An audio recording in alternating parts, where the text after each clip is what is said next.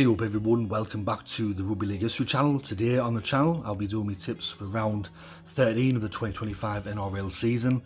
It's almost halfway period of the year. This is another tipping round which is going to be affected by state of origin. Players may or may not be returning. So it's another one of them rounds where it's going to be very tricky to pick the winners.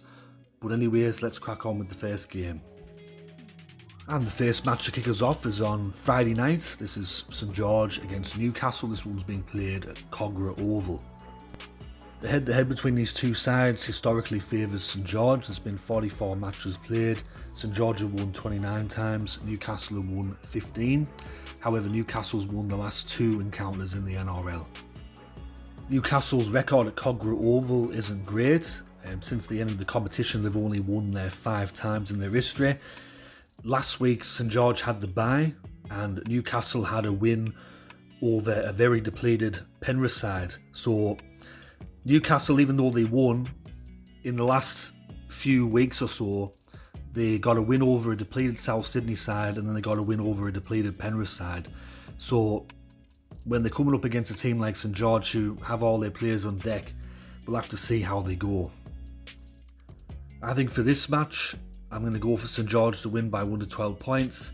They've got most of their players on deck. It's at home at Canberra Oval. Newcastle don't have a great record there. So I'm going to go for St George to win this game by 1 to 12 points. The first match on Super Saturday is between the Gold Coast and Melbourne. This one's being played at Seaboard Super Stadium on the Gold Coast. Gold Coast have a very poor record against Melbourne historically. Since Gold Coast came into the competition in 2007, they've only beaten Melbourne 7 times. Melbourne have won the other 21 times, so not a good record when they face off against Melbourne. Melbourne's record at Seaboard Super Stadium is also pretty good as well. With the Gold Coast this year, they have a lot of issues with defence, and there's been many times this year where they've conceded well over 20 points, 30 points, 40 points. And when you're coming up against a Melbourne side who are very good attack-wise, when Melbourne's on, they're on, and I just don't think the Gold Coast can hold them out if Melbourne's on their game. So I'm going to go for Melbourne to win this match by 13 plus. I know that they've got a few State of Origin players coming back, but I'm going to go for Melbourne to win this match by 13 plus. The second match on Super Saturday is between North Queensland and West Tigers. This one's being played at Queensland Country Bank Stadium in Townsville. The head-to-head between these two sides historically is quite even.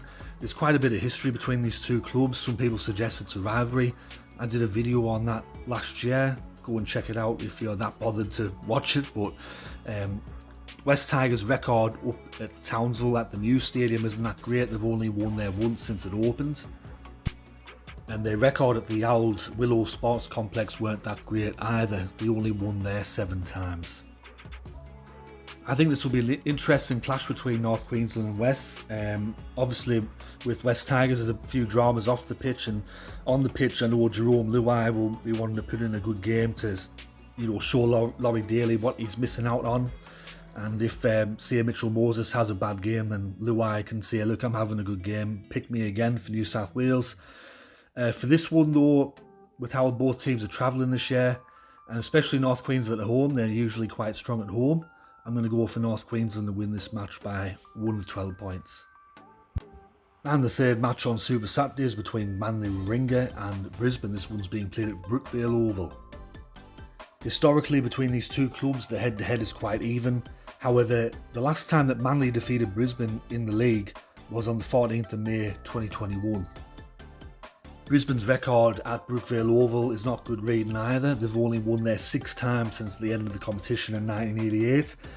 Both sides, well, with Manly, they've kind of been hot and cold this year. With Brisbane, I don't know what the fuck's going on with them. They've had some very disappointing displays in recent weeks. I'm telling you one thing, if Michael Maguire was a manager in the Premier League or he was a football manager, he would have already been sacked by now, especially over here.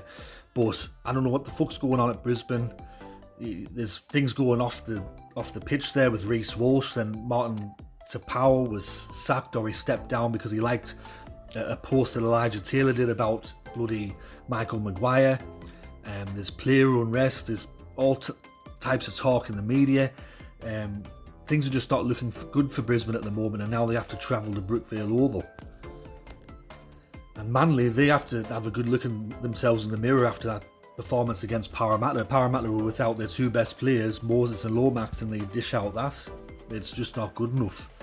So for me, this game's a real coin toss. I don't know which way it's going to go.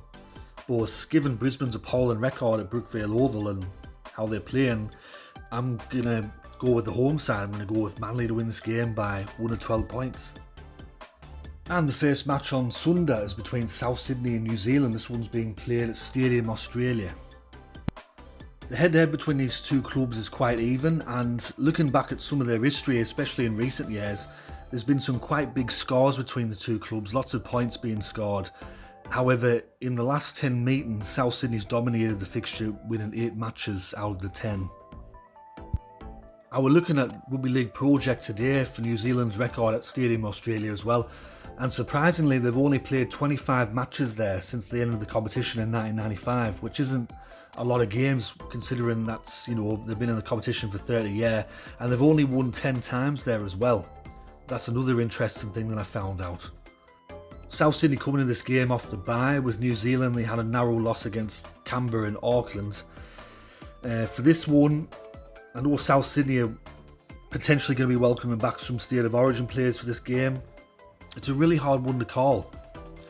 Part of me wants to tip New Zealand, another part of me wants to tip South, but I'm going to take a bit of a risk and I'm going to go for the home side. I'm going to go for South to win by 1 to 12. The second match on Sunday is between Penrith and Parramatta. This one's being played at Western Sydney Stadium, although Penrith are the designated home side for this match.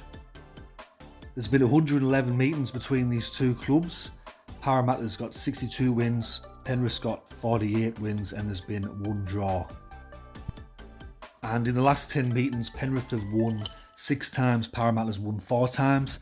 Last time out, Parramatta had arguably their best display without Mitchell Moses that I've seen. They played really, really well against Manly. With Penrith, they had 5 players out for State of Origin plus whoever else, and they were comfortably beaten by Newcastle at Carrington Park in Bathurst. But if I was a Penrith supporter, I really wouldn't read too much into that loss against Newcastle. With these games, it's going to be interesting because obviously Mitchell Moses and Nathan Cleary are going to be teammates on Wednesday, and then they're going to be against each other on Sunday. It all depends on who backs up for this game as well, because there's a lot of there's 2 players from Parramatta and there's a few from Penrith that are going to be in the State of Origin. Obviously, if Mitchell Moses and Zach Lomax can come back for Parramatta, that's great for Parramatta fans, and obviously if Cleary and Toto and all of them can be back for Penrith, it's going to be good for them. Penrith's currently bottom of the table, but believe it or not, they're only 4 points outside the top 8. That's how close this competition is this year. Normally if I were a neutral, I probably would back Penrith to win this game. But, I'm going to go for Parramatta to win this one, being a Parramatta supporter. I'm going to go for them to win by 1 to 12 points. I think if they can put in a performance like they did against Manly, and especially with Moses and Lomax coming back, then why not? I can't see why they wouldn't win again. So I'm going to go Parramatta to win by 1 to 12. And the final match to close out the round is Sydney Roosters against Canberra. This one's being played at the new Sydney Football Stadium. The head-to-head between these two sides in the last 10 meetings is dead even. Both teams have won 5 matches apiece. And with Canberra, both trips that they've had to the new Sydney Football Stadium, they've come away with the win against Eastern Suburbs. With Sydney Roosters last time out, I did not expect that at all. I did not expect them to put 40 points on a full-strength Cronulla team, especially with some of the players that Sydney Roosters are missing or the injuries that they've had. And with Canberra, they had a narrow victory over New Zealand and Auckland. So I would imagine from a Canberra perspective, it'll be in the back of your mind that if you don't turn up against this Eastern Suburbs side, they can put a scoreline on you. So I'm pretty sure they'll be ready for this game. This year, Sydney Roosters are putting some sort of drab performances. They're putting some very good performances. Canberra's been, I'd say, more consistent throughout the entire year. They sit higher on the table. But I don't know. I think there's just something about East at the moment. It's like, it's hard to put a finger on it, but they just keep turning up every week. So I'm going to take a bit of a risk. I know Canberra's been more consistent and a better team overall this year, but I'm going to go for East to win by 1 to 12 points. Hopefully they don't let me down. So those are my tips for round 13 of the 2025 NRL season. Hope you enjoyed this video. If you did, let me know in the comment section below and let me know who you're tipping. Thanks to everyone that takes the time out of their day to watch these videos, it's much appreciated. Once again, the last video got well over 2,000 views, which I'm really happy about. But anyways, this has been Rugby League History. Thanks for tuning in, and I'll catch you all later in the next one. Tatty bye for now.